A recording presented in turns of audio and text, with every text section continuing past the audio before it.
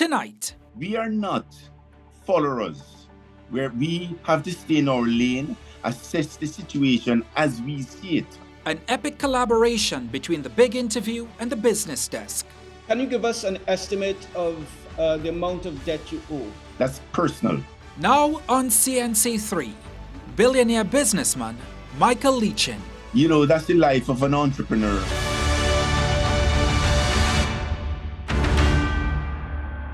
Michael Leachin, welcome to the program. Thank you very much. I'm Pleasure happy to have be you here. on. It has been quite an interesting few months for you, Michael. In fact, it's been an interesting month since you've stepped back from various boards. What's that month been like for you? Well, in my life has been an interesting case study ever since. So this is not an anomaly in my life. But stepping back from the chairmanship of NCBFG and related companies, you know, at points in your life, you come to a pivotal moment when you say, you know, I have a lot happening. I need to make sure that I am situationally aware. I'm conscious about what is happening and where it's happening. And there's a lot in my world outside of NCBFG, GHL, which would include our private equity fund, which would include our asset management business here in Canada, which would include our new foray into medical radioisotopes, which is a business that we have been in since 2019 and it has just taken off through a German company by the name of ITM. And lastly, which would include our trust in the clean energy space using nuclear energy as the base load. So there's a lot happening that I want to make sure that I balance all my responsibilities. So you signed an MOU with, I believe it's a Seattle company, Ultra Low Nuclear Corporation. Ultra Safe Nuclear Corporation. Ultra Safe Nuclear Corporation. I believe as chairman of Portland, your holding company, you committed to invest $350 million into that company, into Ultra Safe Nuclear Corporation. Where is that money coming from? Well, we signed an MOU back in November, December. That money will come from clients, our own funds. We will be investing in this enterprise as we do all the enterprises that we invite clients to invest in with us. What is the length of that MOU? The length? Yeah. What do you mean the length? Is it open-ended or does it have a specific term? Oh yeah. I think it's to the end of the year.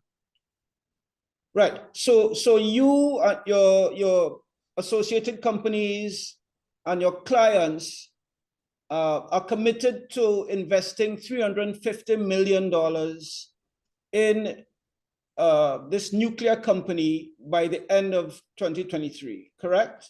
It's a best efforts basis, Anthony. It's not a commitment. It's a best efforts basis. Right. And for that investment of $350 million, what percentage of the company would you own? Would your investors own?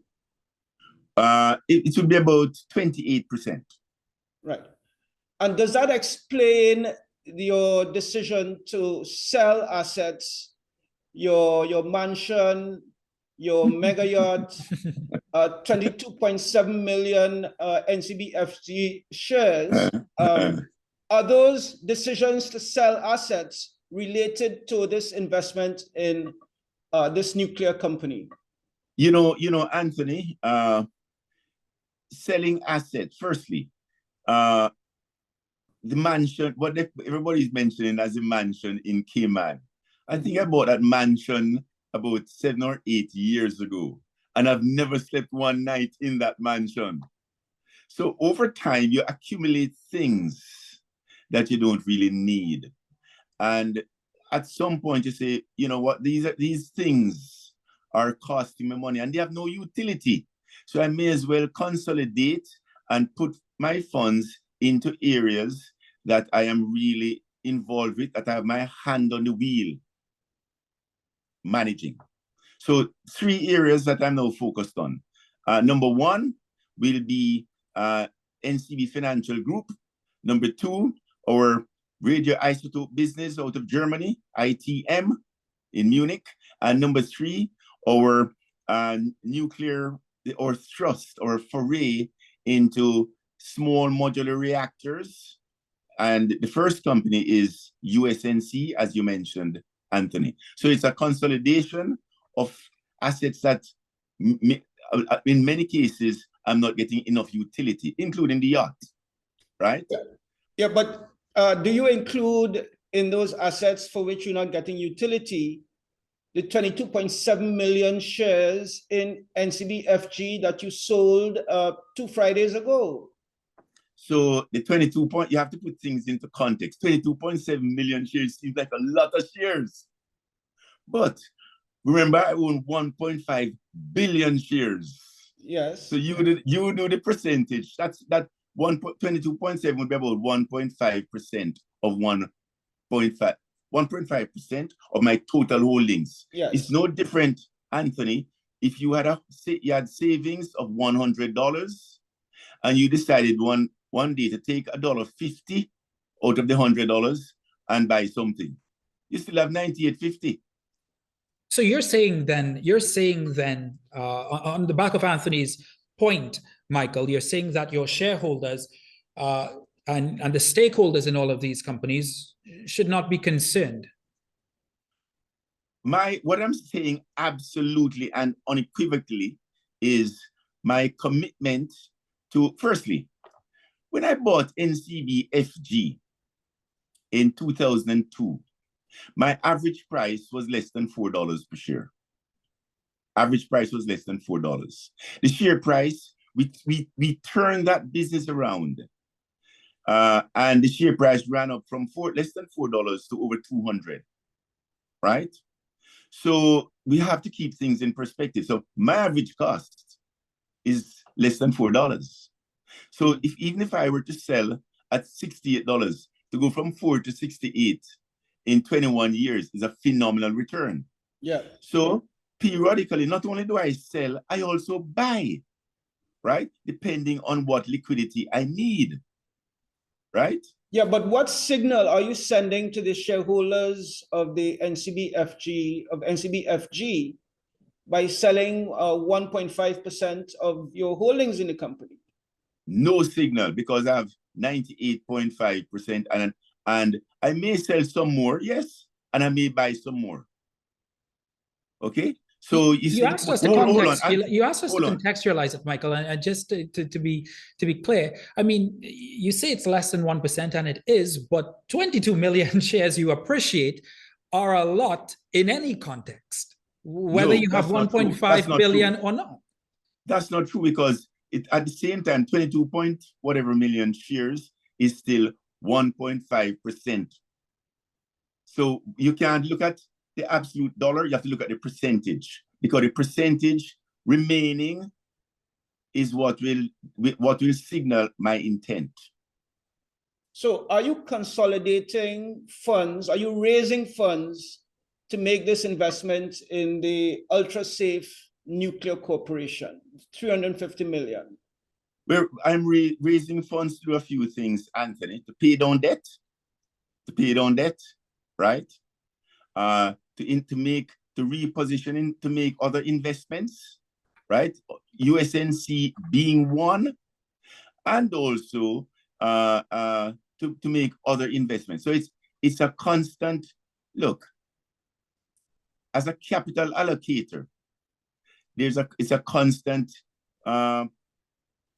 constant job in terms of making sure that your capital is allocated where you get the best return. Can you give us an estimate of the amount of debt you owe? No, that's personal. Personal. But you mentioned that you do have debts. Of course, of course. Do you have a cash flow problem? Look, I don't have a, let us be real. We have not had a dividend from NCB for over 3 years, right? We have not had a dividend from NCB. And that is being worked on as we speak. Now, if you have not had a dividend from an entity, if you stop getting income, right? What you have to do, guys, is say, okay, I need to make sure that I have other sources of liquidity, which would include selling down some assets, right? To make sure that you can honor whatever obligations you are and at the same time grow. Still to come in the show, no dividends from NCB for the last 3 years. I do not care, we do not care what anybody else is doing, because we have to make sure that we are long-term sustainable.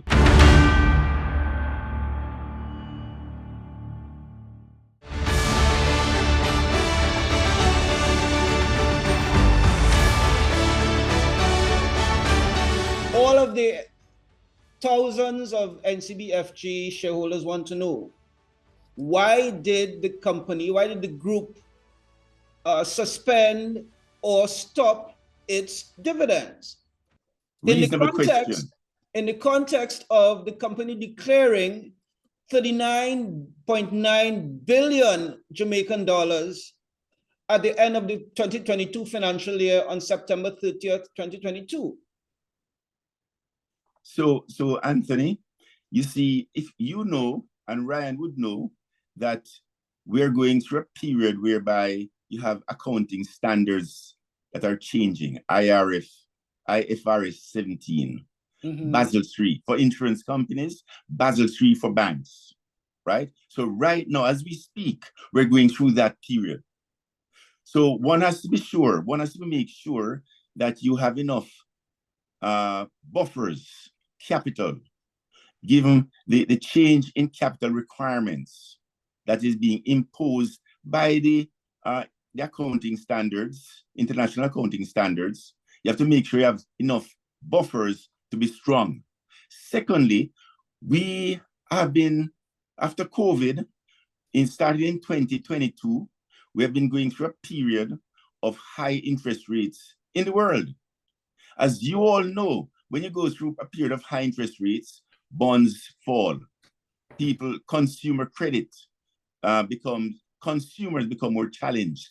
Therefore, as a financial institution, you have to be anticipatory of all of these things and make sure that you have enough buffers. Also, there's a war. You don't know what's going to happen tomorrow. So it is a time when we as a board decided that the most prudent thing to do is to keep the capital in the business instead of paying it out. Because once you pay it out, it's gone. Yes.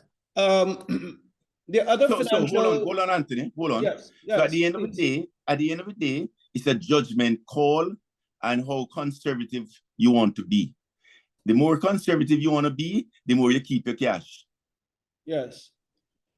Other financial groups in the region, Sagicor, Republic Bank, First Caribbean, CIBC First Caribbean, and at the JMMB, you can go down the long line of list of them. They operate in the same milieu as does NCBFG, but all of them paid dividends for the 2022 financial year. Republic Bank did, Sagicor did, JMMB did, FCIB First Caribbean did. Why not Guardian Holdings did, the majority-owned company, insurance company that is majority-owned by NCBFG? Yeah, why not paid NCB? a dividend? Why not NCBFG? So you have to understand, everybody has to stay in their own lane, right? We are not follow us, where we have to stay in our lane, assess the situation as we see it. Because at the end of the day, we're the ones responsible for our own destiny. I do not care, we do not care what anybody else is doing, because we have to make sure that we are long-term sustainable. They may have a different perspective as to their worldview, and they act accordingly. We have our perspective and we act accordingly. And our perspective is one that we want to make sure that we keep our cash to be strong. So whatever happens, we have the buffer, the requisite buffers to be long-term strong.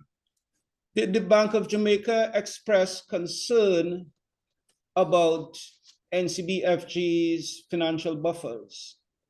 I cannot comment positively, negatively, or otherwise on any correspondence or lack of correspondence with any regulator.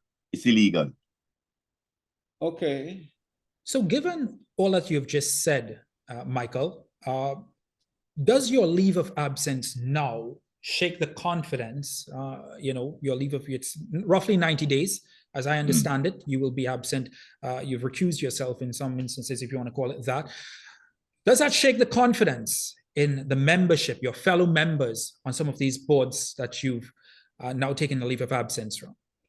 We have professionals at all levels, GHL, NCBFG, in fact, we have a CEO in Trinidad, Ian Chinapu, who is well known as a stalwart, professional, prudent CEO, business person. He has a fantastic track record. Mm-hmm. The GHL board is stacked with eminent Trinidadian business people, stacked. So Michael Leachin taking a leave of absence for 3 months, if it's going to shake confidence, we have a problem. And if, in other words, my responsibility as the owner is to make sure that I don't have to be around and things will keep going, because one day I'll not be around. Mm-hmm.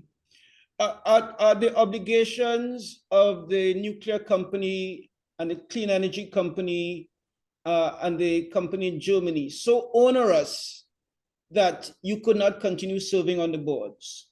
No, you see, what I didn't mention, Anthony, is at the same time, we had the departure of a long-standing officer in Canada here. He was our chief operating officer for Mandeville private clients. He departed. So right now I'm also filling in on a day-to-day basis for the gap that he has left, right? So that's another responsibility that fell into my lap. Oh, what is the magic of 3 months?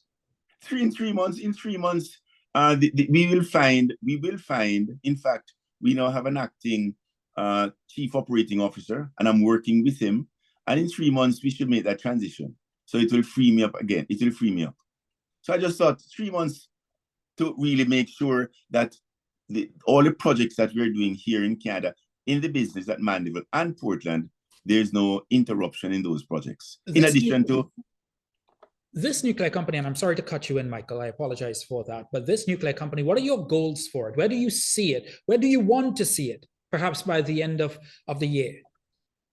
Well, it's not, we're not that short-term in our thinking, Ryan. Let me give you a perspective, and let me tell you why I'm so excited. Whenever there's a shift in the dominant source of energy, there's also a shift in economic power, right? Right now, there is a shift in the dominant source of energy away from fossil fuels, period. And the shift is to nuclear, right? USNC is going to be the first small micro modular reactor in the world to be deployed with a head start of 3 years, right? Which gives it a phenomenal opportunity, because energy is needed in everywhere. Energy, we depend on energy in every aspect of our life. And if you have a a 3-year head start lead on the rest of the industry, period. The question is, what can you do with that? No different from Tesla. Elon Musk built a business, Tesla, because they had a 5-year head start on other manufacturers. USNC has that advantage right now.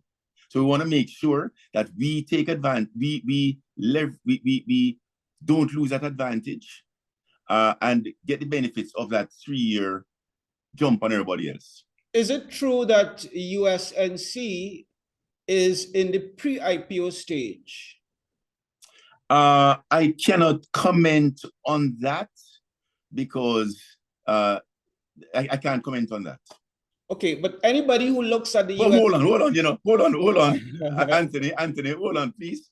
Anthony, every company is in the pre-IPO stage, right? If it's the aspiration, if it's private, not if it's public. Yeah, exactly. If it's private, so every private company is in the pre-IPO stage. Yes, but anybody who looks at USNC's website or does a Google search on USNC would see pre-IPO.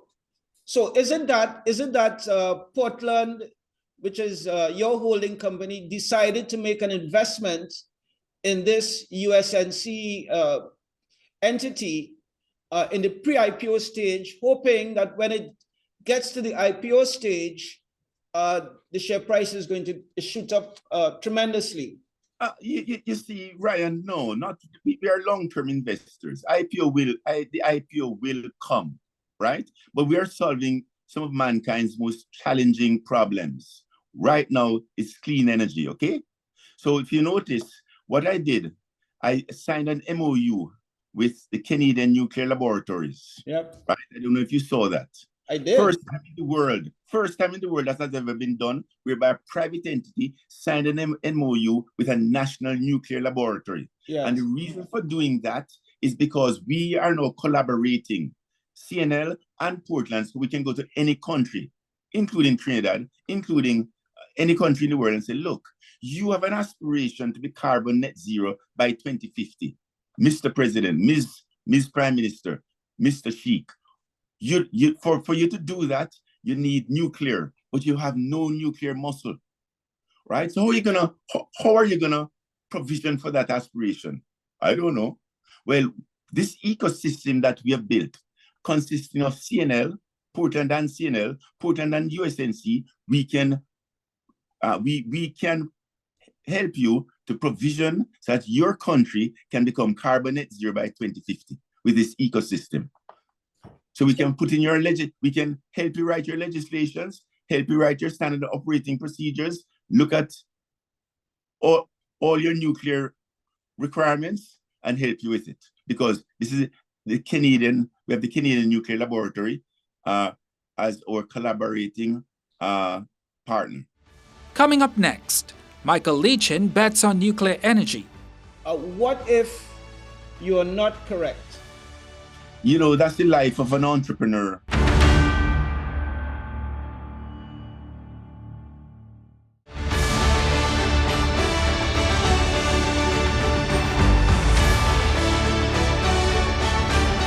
It's interesting that you should go down that road, Michael, because one of the things Anthony and I were speaking off camera about is, and you mentioned a country like Trinidad and Tobago, like the Caribbean, to take that business. Of course, everybody wants to get to net zero at some point, or that's the goal rather. But having been such an established businessman, both here in the Caribbean and in Canada as well, do you see is it the ease of doing business in the Caribbean?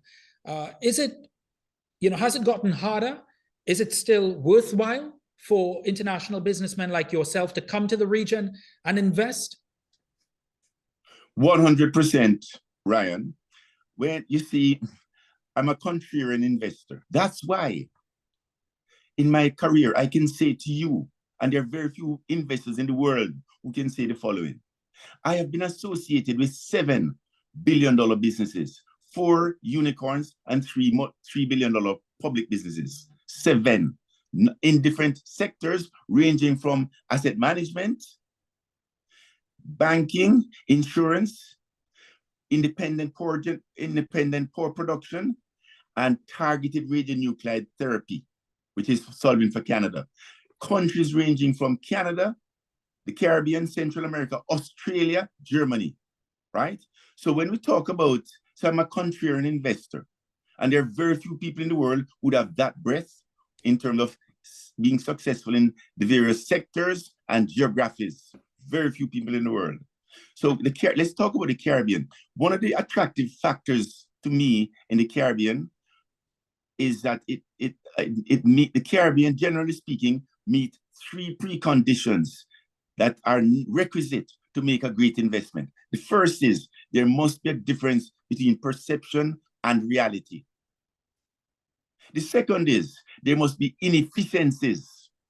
And the third is there must be a lack of capital. So when you have those three preconditions, it is a match made in heaven to create a lot of wealth. We will all agree that there's a difference between perception and reality by how the world would see the Caribbean in terms of an investment destination. Secondly, we'll all agree that there are lots of inefficiencies in the Caribbean. And thirdly, we'll all agree that capital is not plentiful in the Caribbean. So the Caribbean is ripe for people who are contrarian to be investing in. And that was my initial draw to the Caribbean, and it is still my position. Mr. Lee-Chin, who are some of the other investors in Ultra Safe Nuclear Corporation?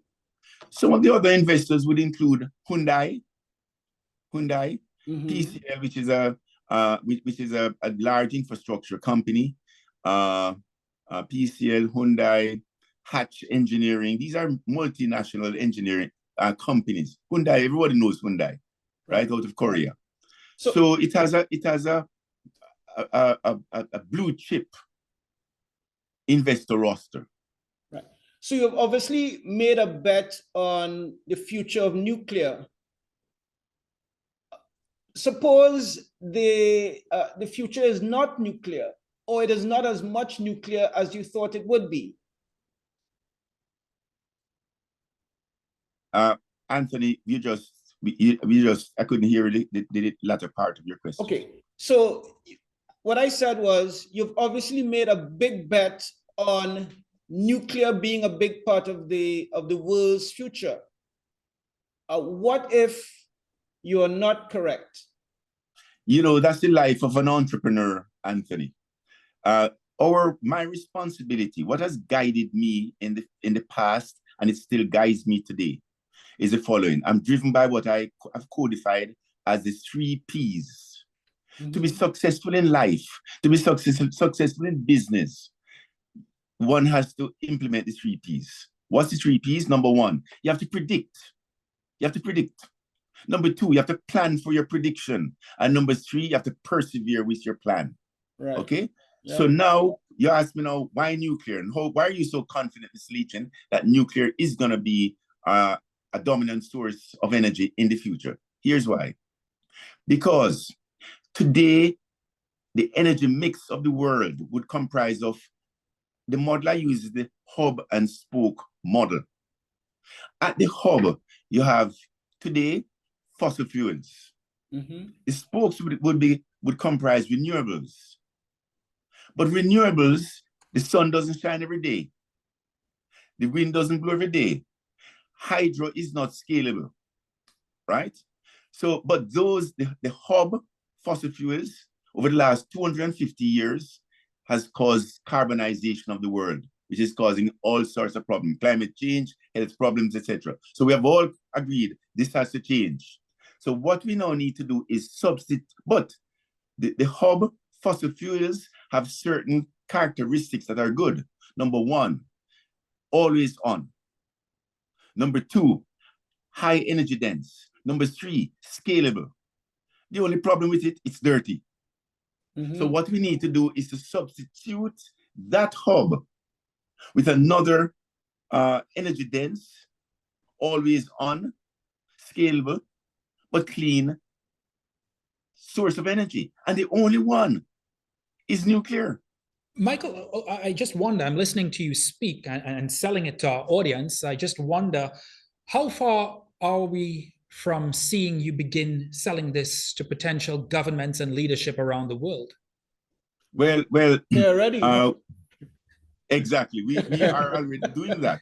If you were to Google CN, it would have been about a month ago. I was at CNL, the Canadian Nuclear Laboratories, at their headquarters in Chalk River, Ontario, north of Ottawa, and I was participating in the groundbreaking ceremony for the first micro modular reactor in the world, which is the USNC1, right?